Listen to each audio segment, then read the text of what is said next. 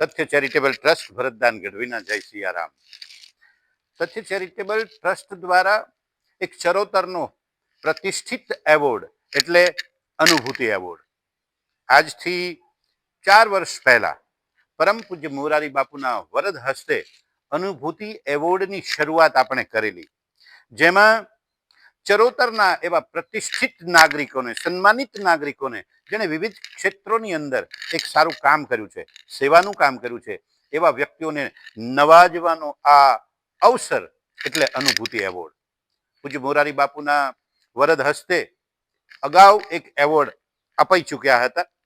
હવે આપણે પરમ પૂજ્ય ભાઈશ્રીના વરદ હસ્તે આવતી 15મી ડિસેમ્બર અને સોમવારે સાંજે 5:30 કલાકે તથ્ય ચેરિટેબલ ટ્રસ્ટ આશ્રમ ખાતે આ એવોર્ડનું વિતરણ કરવાના છીએ.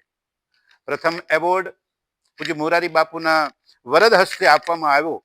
એમાં વિવિધ ક્ષેત્રના એવા મહાનુભાવો શ્રી દેવાંગભાઈ પટેલ ઇફકોવાલા, અમૃતાબેન પટેલ, શ્રી કીર્તિદાન ગઢવી અને રાજુભાઈ હાલાણી, જેમણે સેવાકીય સંસ્થાઓની અંદર ખૂબ કામ કર્યું છે, જેમણે સાહિત્યિક ક્ષેત્રની અંદર ખૂબ કામ કર્યું છે, જેમણે શૈક્ષણિક ક્ષેત્રે, મેડિકલ ક્ષેત્રે ખૂબ કામ કર્યું છે, એવા વિવિધ ક્ષેત્રના મહાનુભાવોને આપણે નવાજ્યા હતા.